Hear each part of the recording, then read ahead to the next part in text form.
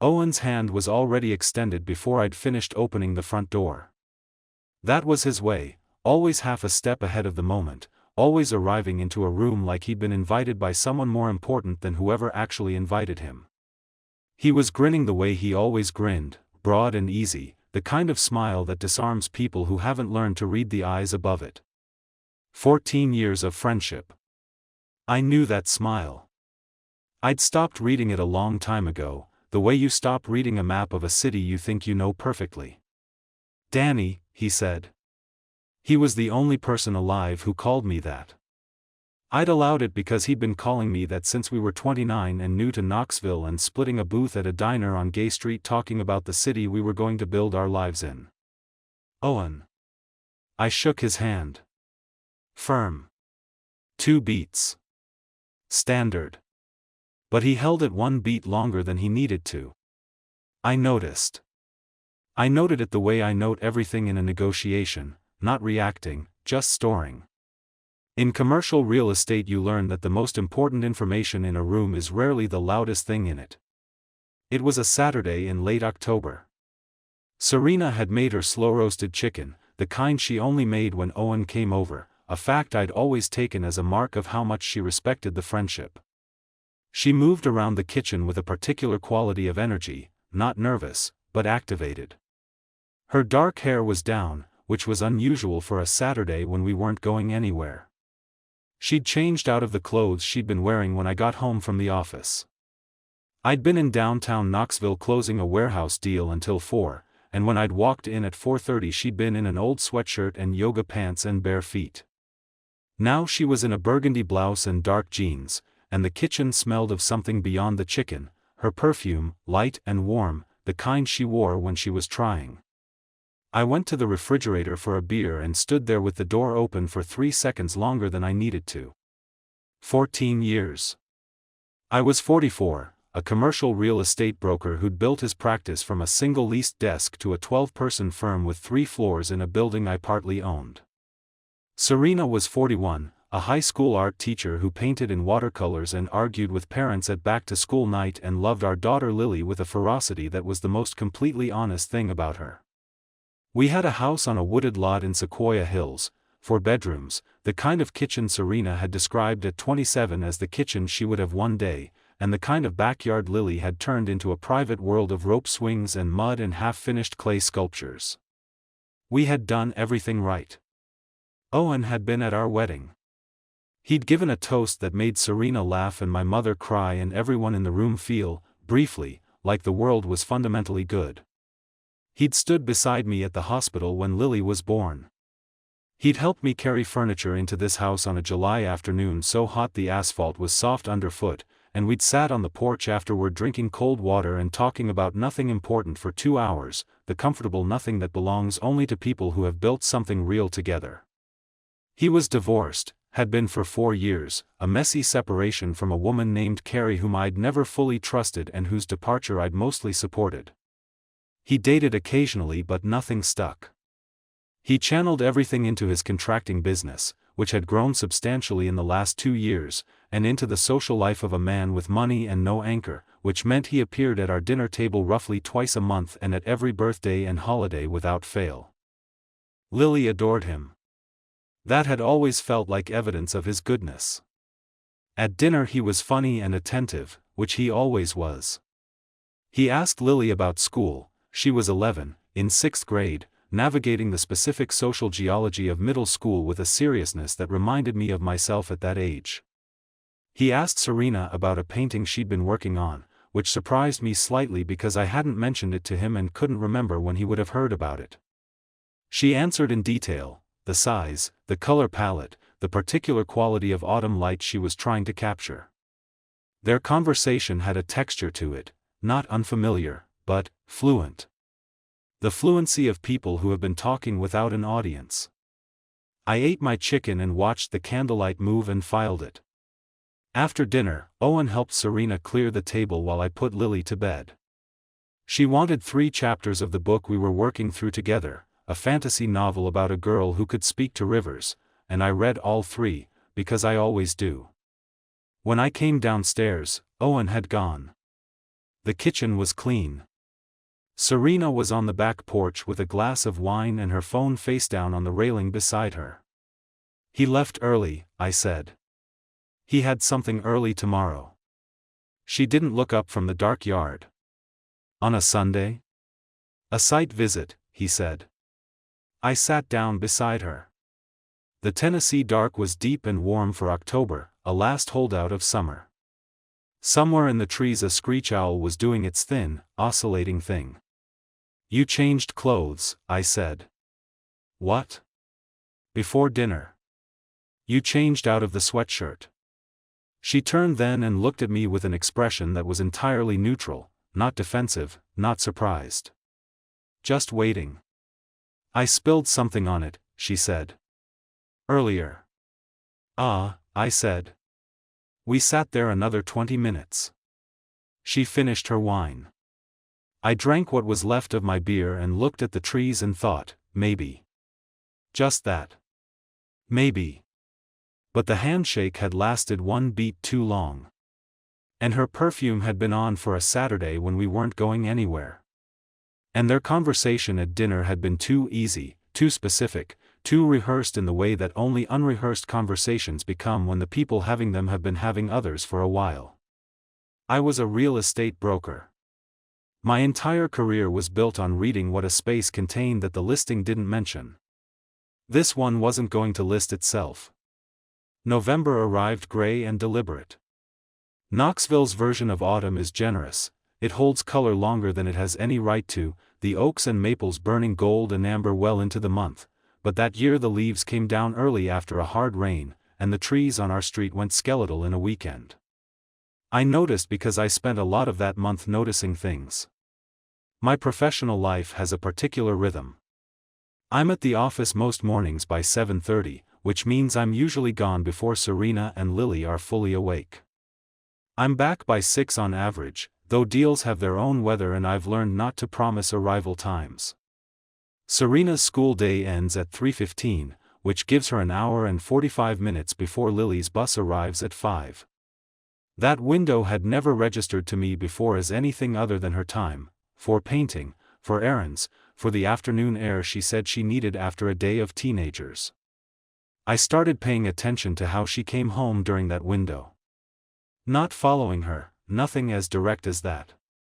Just noting things that had always been present but unread. Whether she was slightly breathless when I called her during that time. Whether the car was warm or cold in the garage when I arrived home. Whether Lily, who had a child's unfiltered radar for mood, was more or less talkative at dinner on particular days of the week. Tuesdays and Thursdays. Lily was quieter at dinner on Tuesdays and Thursdays.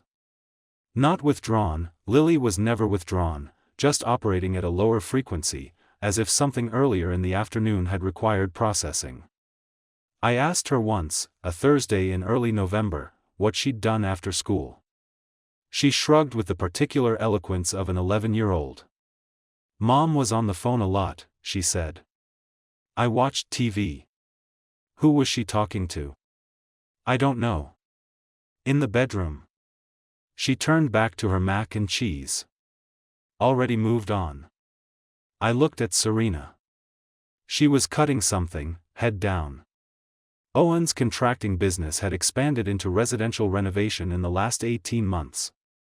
He'd been telling me about it at dinners and on the phone, the kind of detailed professional talk that passes between men who respect each other's work. He was doing kitchen and bathroom remodels across the eastern side of the city, a booming market because the housing inventory was tight and homeowners were improving in place. Sequoia Hills was well within his range. I started tracking his truck without going looking for it. The neighborhood has a particular topology, one main loop, a few residential feeders, and I drive it twice a day.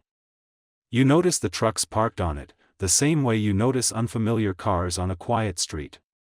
Within 3 weeks, I'd seen Owen's white Ford pickup, with the blue lettering on the door, 4 times on streets within 6 blocks of our house during afternoon hours. He was working nearby. That was legitimate. That was explainable. I knew a man who lived 2 streets over who'd had Owen in for a kitchen remodel the prior spring. Context existed. I held it. What I couldn't explain as easily was the text message I saw on Serena's phone in the third week of November. I hadn't touched her phone. I want that on record. She'd left it on the kitchen island, unlocked, while she went upstairs to check on something Lily was doing. The screen was lit. I was standing 3 feet away. A message appeared. From, oh. The preview read, "Tonight was." Then the screen went dark. 1 letter. A single initial. Which meant she'd renamed him. Which means at some point she'd made a deliberate decision to reduce a name to a letter. That kind of decision doesn't happen casually. It happens when someone is managing exposure, when they understand that a full name in a notification is a risk. I was standing at the island when she came back downstairs. I was looking at my own phone. My face was composed. "Everything okay with Lily?" I said. "Fine." She can't find her library book. She picked up her phone without looking at me and took it to the living room. I stood at the island for another 30 seconds. I was doing what I do in a negotiation when someone has revealed more than they intended. I was making sure not a single muscle in my face gave them anything to read. Then I poured a glass of water and drank it slowly and went to find my daughter's library book, which was under her bed, which is where library books almost always are. The next morning, before I left for the office, I opened my laptop and pulled up the home security app. We'd installed cameras 2 years ago, front door, back door, driveway, garage, after a rash of package thefts on the street. Serena knew about them. They were hardly secret. I'd never had occasion to review the footage for anything personal. I looked at the timestamp logs for the past 6 weeks. I wasn't watching yet, just looking at when motion had triggered the cameras during daytime hours. Tuesdays and Thursdays had a consistent pattern of activity between 3:30 and 4:45 p.m., not dramatic, but there. On 2 Thursdays, the driveway camera had logged entries at times consistent with a vehicle arriving and departing in that window. I closed the app and drove to work. My mother Gloria called that afternoon, as she did most Wednesdays. She was 71, sharp, and lived alone in a condo across town since my father died. She and Serena had always been cordial in the way of women who occupy the same man's life without fully choosing each other. I listened to her talk about her book club and her neighbor's dog in a television series she'd started. Near the end of the call she said, "Is Serena all right?" She seemed distracted at Thanksgiving. Thanksgiving was still 2 weeks away. "You mean last year?" I said. "No. I saw her Tuesday. At the farmer's market on Market Square. She was with someone." I waved, but she didn't see me, and I didn't want to interrupt. "A tall man. Is that Owen?" It looked like Owen. "Could be," I said. "He's been doing work in our neighborhood." My mother said, in the way that means she has already formed an opinion and is not going to share it uninvited. "Mom." "Nothing, Daniel." First name. She only used it when she meant something. I just thought she seemed happy. The way she said happy, that particular weight on the word, stayed with me for the rest of the drive home.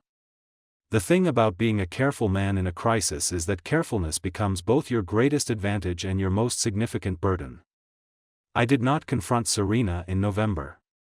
I did not call Owen. I did not make any visible alteration to the pattern of our life. What I did instead was build a file. Not a physical one, I wasn't that theatrical. A mental architecture, which is the only kind that matters in the early stages of a thing like this. Every detail had a column: confirmed, probable, speculative. I was ruthless about the distinctions.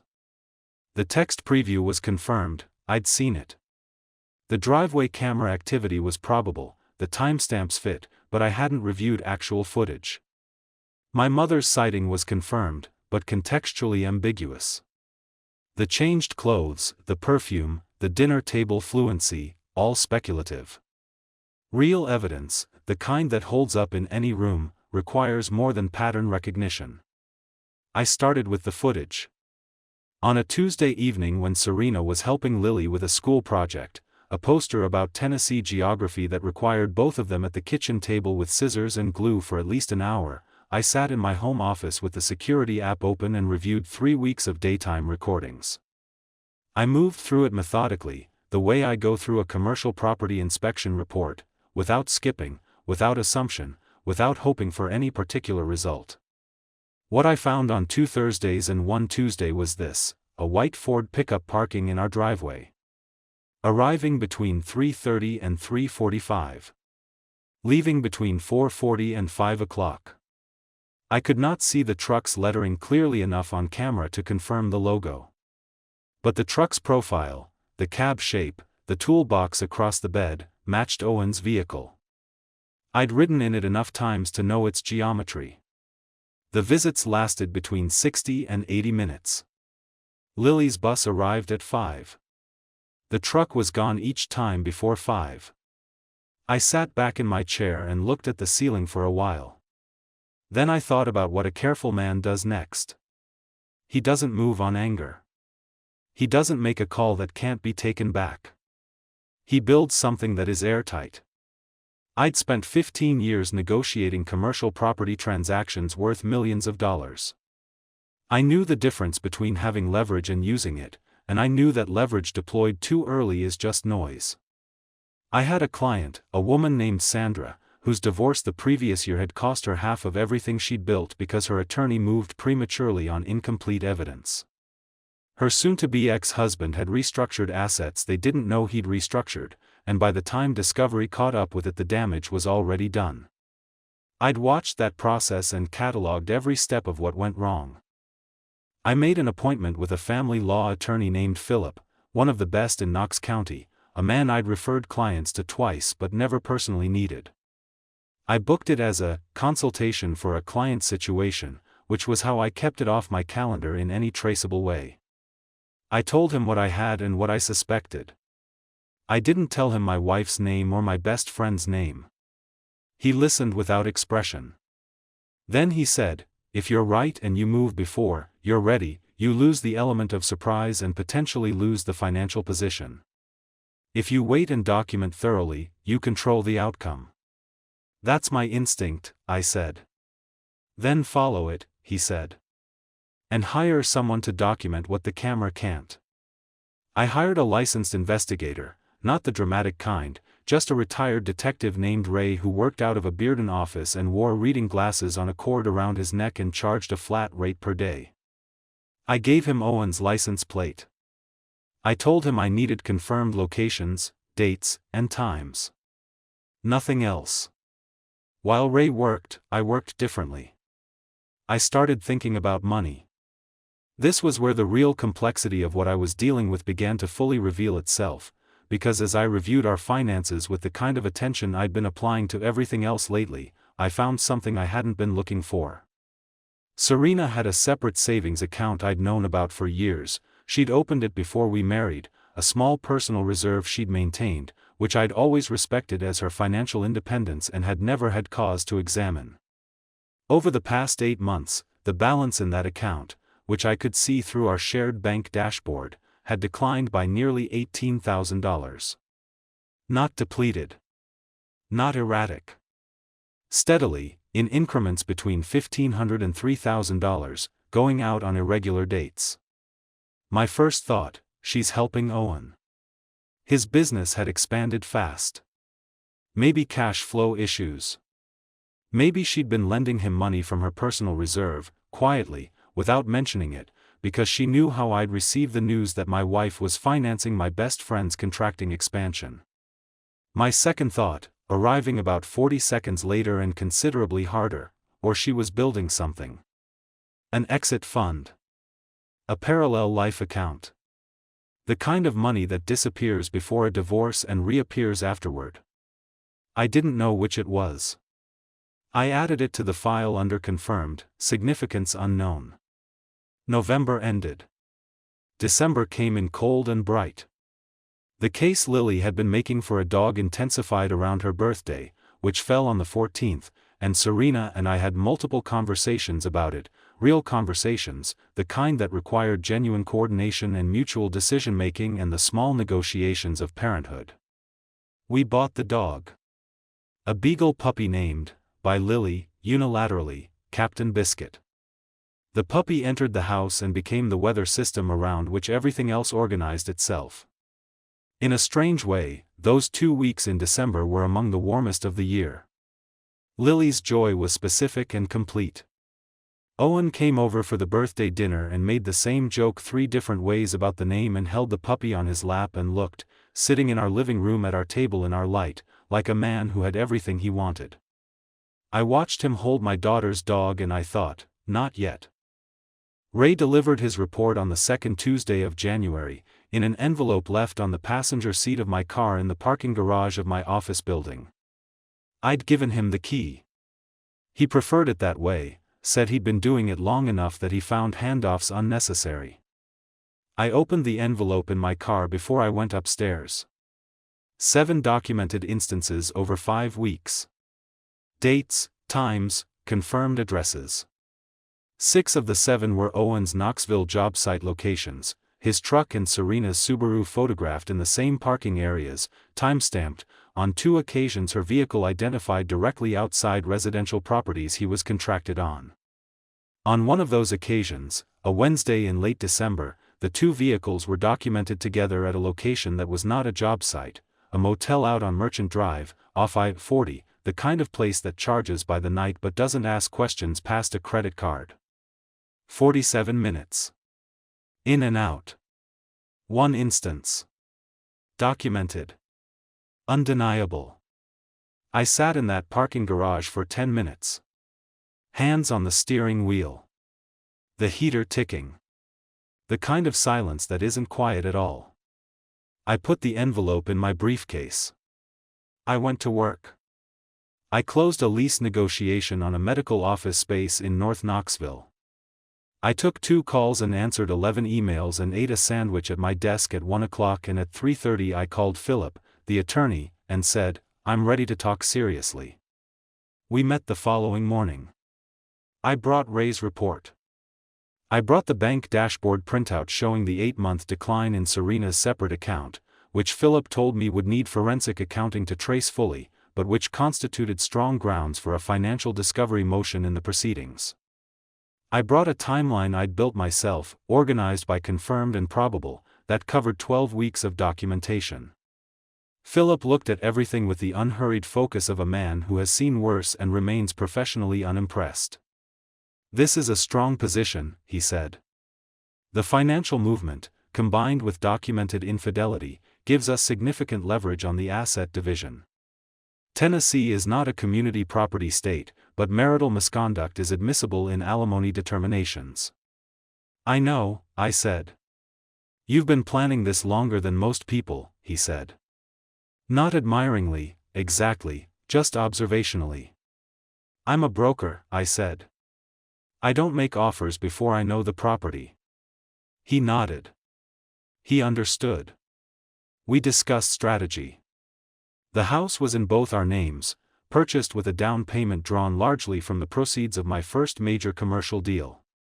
Over 14 years I had built the financial foundation of our life, the brokerage, the partial building ownership, 3 investment properties acquired in my name before our marriage and maintained personally throughout. Serena's income as a teacher, while steady, was modest relative to the household wealth. The $18,000 that had moved out of her account was being traced. Philip anticipated it had gone to Owen, possibly as a loan with informal documentation or possibly as a cash arrangement with none. There was a subplot I hadn't fully understood until Philip began laying it out. Owen's contracting business had obtained 3 commercial referrals from my firm in the past 2 years, projects I'd recommended him for because I trusted his work. Those referrals had been worth approximately $200,000 in contracts to him. I had generated business for the man who was sleeping with my wife. I had been his professional benefactor while he was making himself at home in my house on Tuesday afternoons. That landed differently than everything else had. The infidelity was a wound. This was a different category entirely, the specific ugliness of someone who takes what you offer with one hand while reaching behind you with the other. I instructed Philip to prepare everything. Full asset documentation. Discovery requests targeting Serena's financial accounts. A draft petition. Nothing filed yet, not until I chose the moment. I went home that evening. Lily showed me something she'd built with Captain Biscuit involving a blanket fort and an elaborate treat-hiding game. Serena made pasta. We watched something on television, the three of us on the couch with the dog across our legs. Normal. Ordinary. The precise, careful surface of a life that was about to come apart. After Lily was in bed, Serena poured herself a glass of wine and said, "You've been quiet lately."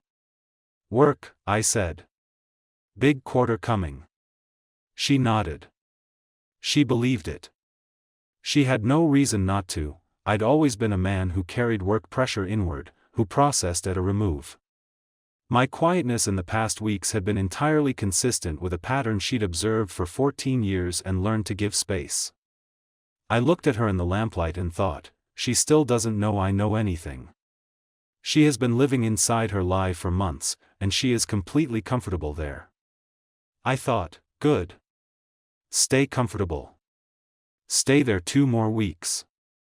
The referral betrayal was one I hadn't planned to use. But it had entered my thinking in a way that changed the geometry of what I was building, because Owen had business that could be impacted. Contracts that could be reconsidered. Professional relationships in Knoxville's commercial real estate ecosystem that ran, in many cases, directly through my firm. I hadn't decided yet whether to apply that pressure. But I knew I could. And knowing you can is its own kind of loaded gun. I chose a Friday in late January.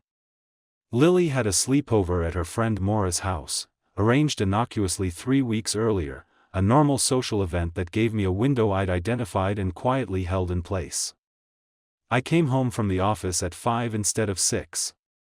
I set 2 glasses of water on the kitchen table. I did not pour wine. Serena came in at 5:30 from a late Friday faculty meeting. She was carrying a canvas tote and talking about a student's project as she dropped her bag on the chair, already mid-story, assuming the domestic ease of a Friday evening. She stopped when she saw me sitting at the table. The 2 glasses of water. The absence of any dinner preparation. "Sit down," I said. She sat. I placed Ray's report on the table. Not open, just there, in its envelope, with the investigator's letterhead visible. Then I placed the bank printout beside it. Then I placed the security camera screenshots, printed, time-stamped, in a neat stack. "Daniel. You don't need to explain the motel," I said. "I have 47 minutes of it documented. You don't need to explain the money, I have forensic accountants looking at it. You don't need to explain Owen, because I have 6 weeks of location records showing your car at his job sites during Lily's school day." I paused. "What I want to know, the only thing I want to know, is whether Owen pursued you, or whether this was mutual from the start." She looked at the table. Her hands were in her lap. She was not crying, which surprised me until I understood that the absence of tears was actually the most honest response she could have offered. She was beyond the performance of remorse, into the place where you are simply caught and have no script left. "It was mutual," she said. Quietly. Without drama. "How long?" "Since August." She looked up. "The conference in August."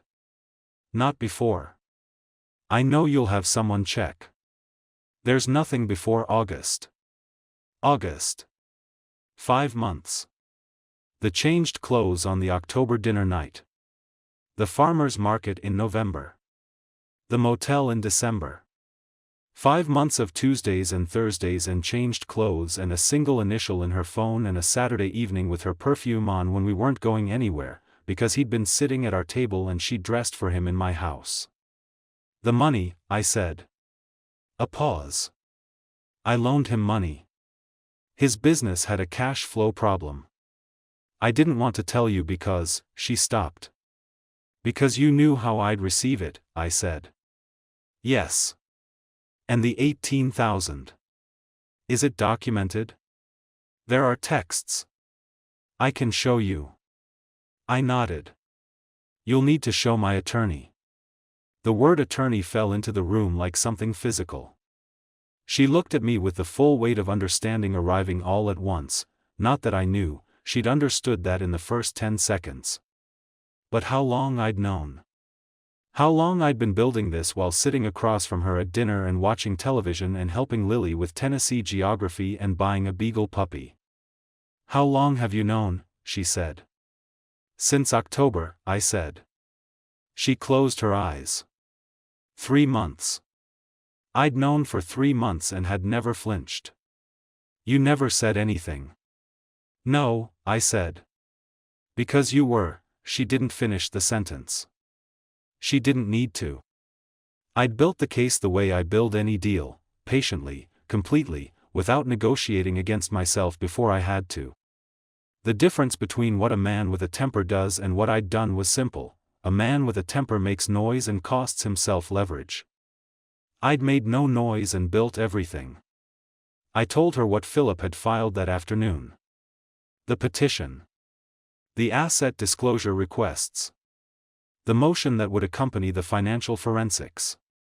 I told her that my attorney was prepared to move on the alimony question given the documented infidelity, which in Tennessee courts matters.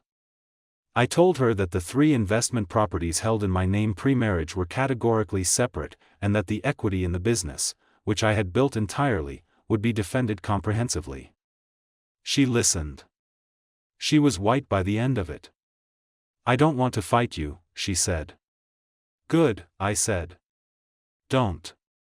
I gave her Owen's professional situation last, not vindicatively, but as information she was entitled to have. That 2 of his 3 commercial referrals had come through my network, and that I had neither the obligation nor the intention to continue facilitating work for him. I wasn't going to pursue him professionally. I had no vendetta in me, only a very clear sense of what I would and would not do going forward. But the referrals would stop. He'd built part of his recent growth on goodwill I'd extended. That chapter was closed. She sat with that for a moment. He's going to struggle, she said. That's his structure to manage, I said. I stood up. I'd booked a room at a hotel downtown for the night. I wanted space, and I wanted her to have the house to herself for the weekend to begin processing what came next. I'd already talked to Lily's parents at Maura's house and confirmed she could stay through Sunday. At the door, I turned. The painting, I said. The autumn light one. Finish it. She looked at me. It's yours, I said. It was always yours. I'm not taking your paintings, Serena. I left. The door closed behind me the way all doors close, quietly, finally, without ceremony. The divorce took 8 months. It wasn't ugly, which surprised some people and surprised me less. I'd built a position that made ugliness expensive for her, and Serena, whatever else she was, had never been irrational. She'd hired her own attorney, a competent woman named Diane, and the process moved through discovery and mediation and 2 brief court appearances with the brisk efficiency of people who have decided they want it over. The outcome, the house came to me. The equity, accumulated over 10 years of mortgage payments drawn primarily from my income, was adjudicated largely in my favor. The investment properties stayed intact, premarital assets, clean lines, not contested. The business was valued and my ownership defended. Serena received a structured settlement payment representing her share of marital liquid assets, which was fair and which Philip confirmed was well below what a contested proceeding might have extracted.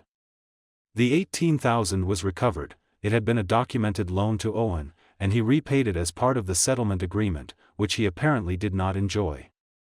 The alimony question resolved in a single mediation session. The documented infidelity changed the calculus in a way that Diane, Serena's attorney, had clearly already communicated to her client. There was no alimony claim filed. I sold the house in September. Lily was with me through most of the process, navigating the divided geography of a family reorganized, she shuttled between my new place, a clean 3-bedroom near her school, and the apartment Serena had rented in the 4th and Gill neighborhood. She was angry at first, then sad, then with the particular adaptability of 11-year-olds began to locate the shape of the new normal. She kept Captain Biscuit on weekdays with me, which was her call and which Serena accepted without argument. Owen disappeared from our lives with a completeness that was almost elegant in its totality.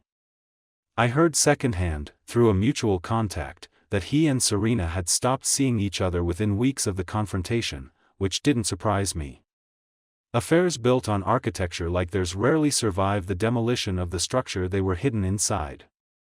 Without the secrecy, without the specifically transgressive charge of taking something that belonged to someone else, there was apparently less there than either of them had imagined. That was its own kind of information about what we'd all been to each other. My mother Gloria said, once, near the end of the year, "You handled it like your father would have. Quietly. Without making yourself small." I sat with that for a while. My father had been a man who carried things internally and at great personal cost. He'd absorbed pressure instead of distributing it, which had contributed to the early heart problems that killed him at 68. I wasn't sure the comparison was entirely a compliment. But I understood what she meant, and I accepted it. The painting Serena had been working on through those autumn months, the one about light, the one Owen had asked her about at our dinner table, she gave it to Lily at Christmas. Lily hung it in her room at my place, above her desk, a wash of amber and ochre that caught the afternoon sun in exactly the way Serena had been trying to describe. I looked at it sometimes, standing in the doorway of my daughter's room at the end of a day. There was no bitterness in looking at it. It was a good painting. Whatever else had been wrong, Serena had always been able to see beauty in the available light. 14 years. You don't reduce that to a verdict. You don't make it simple enough to hate cleanly. What I knew, by December, was this: the marriage had been worth building, even though it ended the way it ended. That the man I was through the worst of it, measured, methodical, refusing to become something diminished, was the man I wanted to remain. That Lily was going to be all right. Captain Biscuit had learned to sit on command by then. A small victory of patience over chaos, which felt, in the particular quiet of that December, like the right note to end the year on. The collapse at the center of this story didn't begin with August. It began much earlier, in the comfortable assumptions that both Daniel and Serena had stopped examining.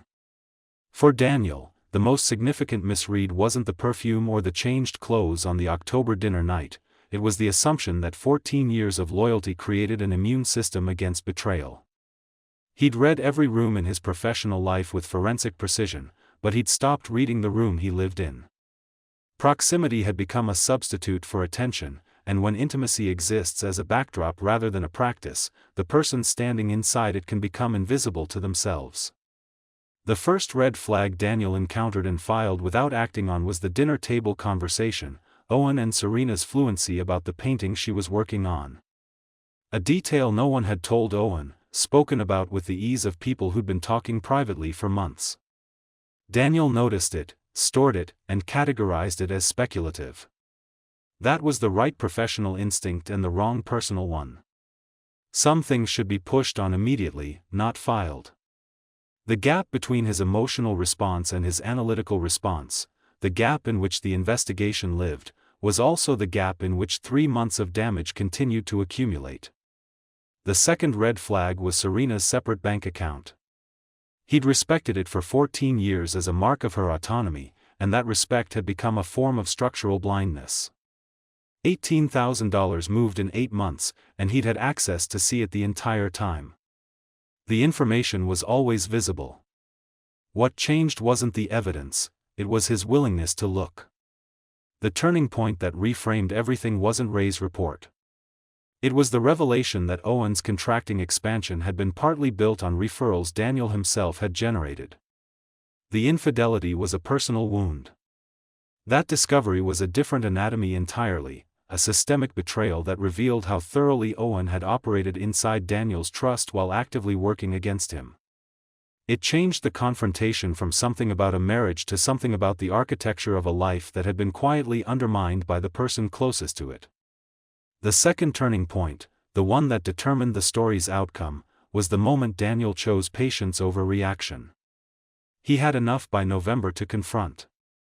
He waited until January. That decision, more than anything else in the story, was what gave him the outcome he received.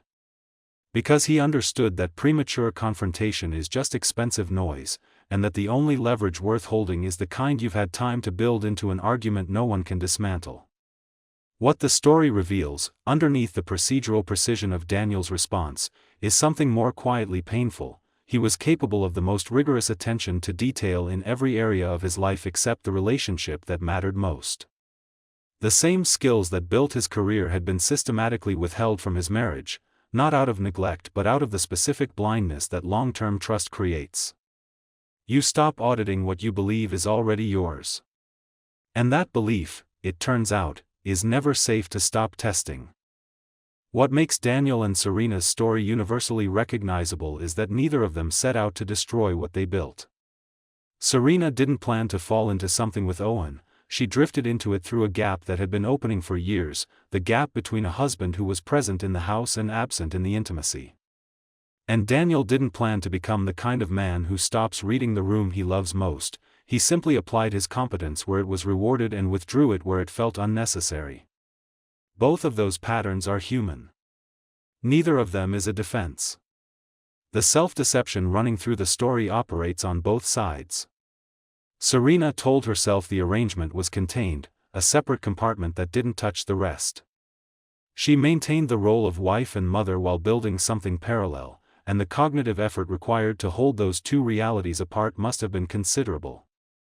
For Daniel, the self-deception was subtler. He believed that trust earned over 14 years didn't need to be maintained. That a marriage, like a building with good bones, could stand without inspection.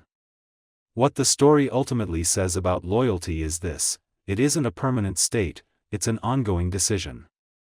The moment either person stops actively choosing it, the space where it used to be fills with something else. What filled it here was Owen. But he wasn't the cause. He was the symptom. What I find most painful about this story isn't the betrayal, it's the referrals. 3 years of Daniel opening professional doors for the man who was walking through his front door uninvited. There's something almost unbearable about that specific generosity being taken and turned around. You can rebuild after infidelity. You can rebuild after the end of a 14-year marriage. But the particular image of a man handing someone opportunity, trust, and connection, and that person using all three as cover, that one sits differently. It asks a question that doesn't have a clean answer: how do you stay open to people after you've learned what openness can cost you? I don't think Daniel fully resolved that. I'm not sure anyone does.